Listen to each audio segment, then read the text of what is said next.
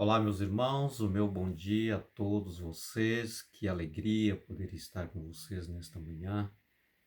E eu cumprimento, desejando a você um dia muito especial. Que a graça do nosso querido Deus, o seu amor esteja no seu coração nesse momento e em toda a sua vida. É um prazer estar com você, é uma alegria para mim. Sei que o Espírito de Deus está conosco, tá? E agora nós vamos orar a Deus e vamos pedir a Deus para que Ele nos abençoe nessa nossa leitura que nós vamos fazer da nossa lição de hoje, né? Hoje, terça-feira, Crisóis do Pecado é o título da nossa lição. Na medida do possível, você pode orar comigo. Ó Deus querido amado, em nome do Teu Filho amado, nosso querido Jesus, o nosso Redentor e Salvador, nesta hora bendita, nesta manhã, a nossa súplica em nome do Senhor, para que venha, ó Deus, abrir a minha mente e também dos meus irmãos amados que estão participando dos vídeos e também da leitura da lição conosco. Tenha compaixão de cada um de nós e rogamos, pedindo em nome de Jesus, pelo Espírito Santo, que sempre está conosco, nos ensinando, Ele é o nosso professor, e mais uma vez nós queremos a sua presença e imploramos em Ti, Senhor Jesus. Amém.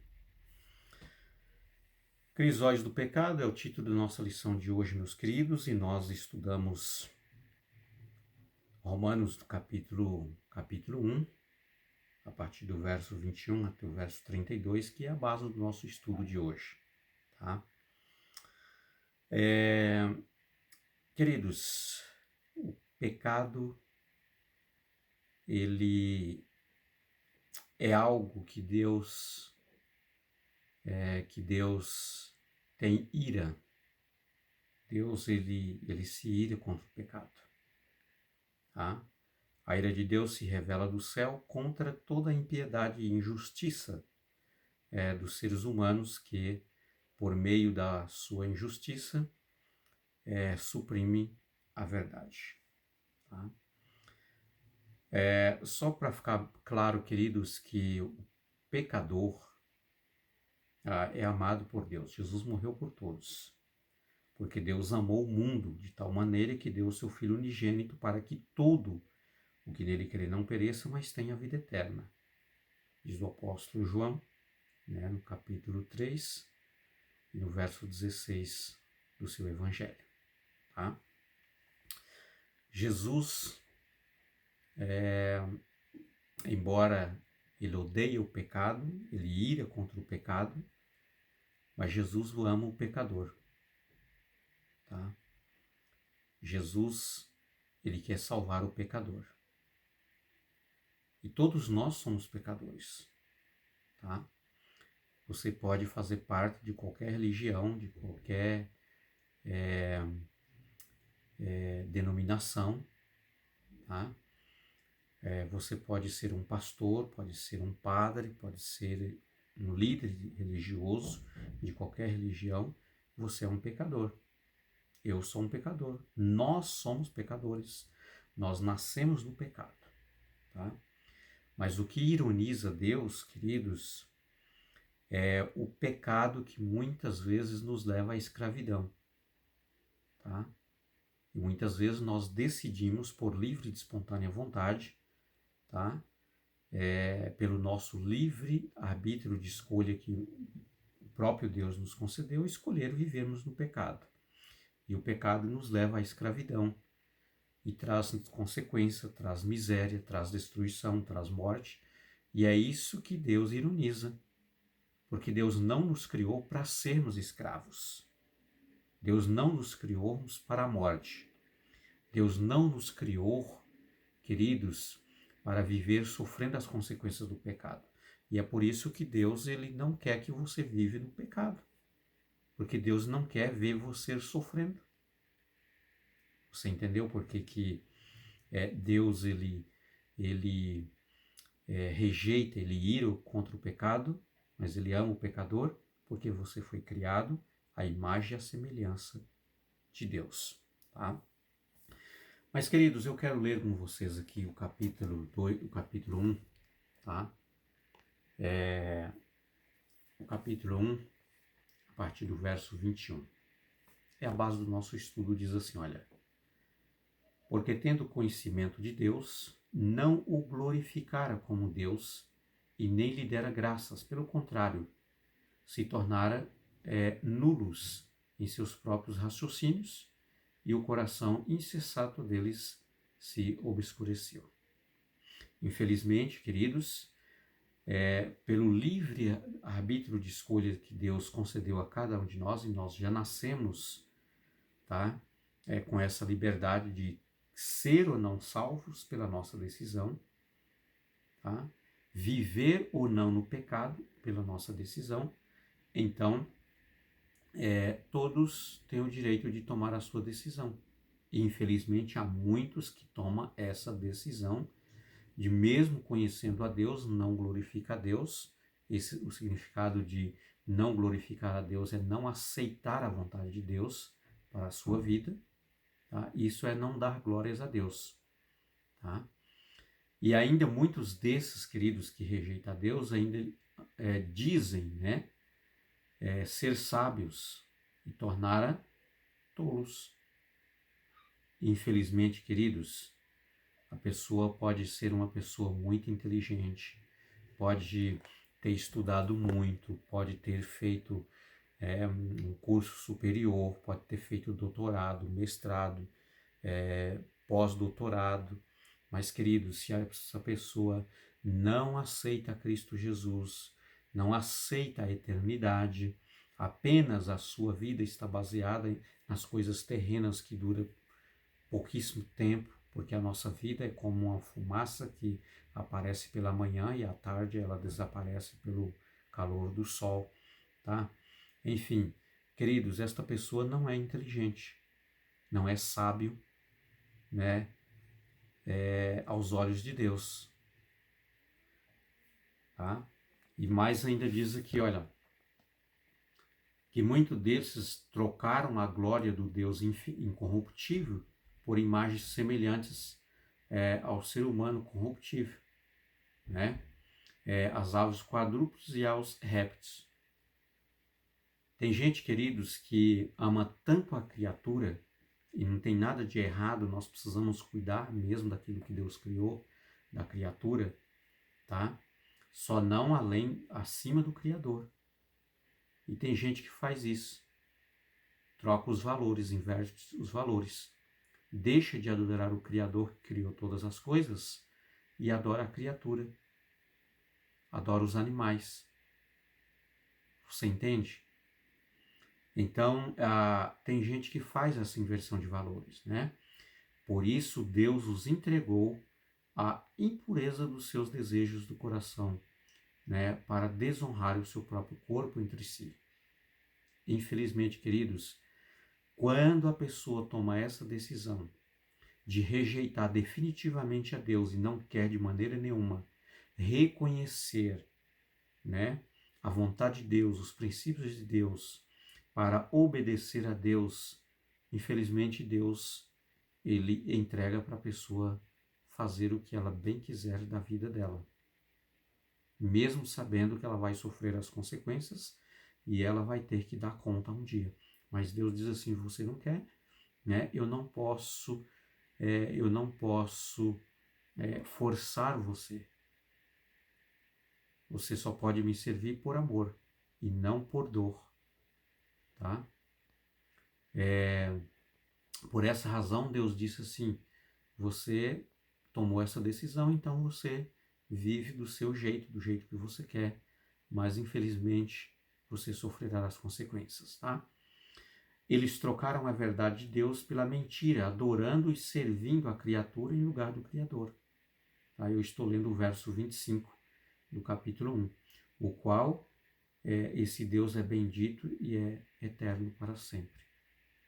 Mas muitas e muitas pessoas, infelizmente, fazem essa inversão de valores. Deixa de adorar a Deus, de servir a Deus, de obedecer a Deus, que é o Criador de todas as coisas, para servir e adorar a criatura. E hoje em dia, meus queridos, infelizmente o nosso mundo está assim. Tá? Querer conhecer a Deus ninguém quer. A maioria não quer. Estudar a Bíblia, muito menos. Tá? Agora, queridos, tem gente que é tão apaixonado, tão apegado com a criatura, tá? E não tem erro nenhum a gente cuidar da criatura, mas tudo tem os seus limites, tá? Deus é que precisa ser adorado, Deus é que nós devemos adorar. Na verdade, não é porque que ele precisa, nós é que temos essa necessidade de adorar o Criador. Por causa disso, Deus os entregou às paixões vergonhosas, porque até as mulheres trocaram o modo natural das suas relações íntimas por outro, contrário à natureza. Da mesma forma também os homens, deixando o contato natural da mulher e se inflamaram mutuamente em sua sensualidade, cometendo indecência homens com homem e recebendo em si mesmos a merecida punição do erro. Queridos, mais uma vez aqui, eu venho a dizer para você que Deus ama todo pecador. Tá? Não existe nenhum pecado que o impede de Deus o deixar de amar o ser humano. Deus ama todos, mas infelizmente Deus não compactua com o pecado, com o erro, seja ele de qualquer natureza. Tá? E por haver desprezado o conhecimento de Deus, o próprio Deus os entregou a um modo de pensar reprovável, para praticar as coisas que não convêm. Estão cheios de todo tipo de injustiça e perversidade, avareza, maldade.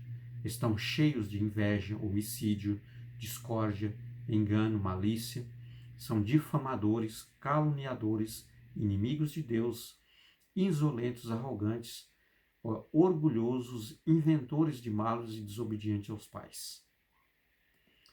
Querido, se você parar um pouquinho do seu tempo e começar a fazer uma análise do momento que nós estamos vivendo, do mundo que nós estamos vivendo, da sociedade que nós estamos vivendo, é exatamente o cumprimento de tudo isso que o apóstolo Paulo está dizendo aqui, inspirado pelo Espírito Santo de Deus. E o resultado de tudo isso, queridos, é por deixar de conhecer a Deus, deixar de obedecer a Deus, deixar de guardar a palavra e os mandamentos de Deus para fazer a própria vontade, para poder servir a própria natureza, os desejos carnais das nossas próprias paixões materiais. Tá? Então, queridos, o nosso mundo está infelizmente envolvido em todas estas práticas maléficas, satânicas, né? Que são resultado das nossas decisões de não servir a Deus. Estão cheios de todo tipo de injustiça. Tá? Nunca, querido, o mundo sofreu tanta injustiça como no tempo que nós estamos vivendo. Né? Invejas, homicídios, discórdia, tá? Engano, malícia, tá? Difamadores, pessoas que são caluniadoras, né? Que vivem procurando, né? A vida dos outros para difamar, né? Pessoas assim, queridos, diz aqui o texto, que são inimigos de Deus, insolentes, arrogantes, orgulhosos, inventores de males, desobedientes aos pais. Felizmente, esse é o mundo que nós vivemos. A consequência de separar de Deus, distanciar de Deus, afastar de Deus. São pessoas insensatas, tá? Desleais, sem afeição natural, sem misericórdia. Embora conheçam a sentença de Deus, de que os que praticam tais coisas são passivos de morte, eles não somente as fazem, mas também aprovam aqueles que os praticam. Amados, a nossa lição de hoje é muito importante, viu, queridos? Crisóis do pecado. Tá? Eu quero apresentar aqui para vocês, através desta lição, queridos, 3 formas do pecado se manifestar. A primeira forma da manifestação do pecado, queridos, é pela atração.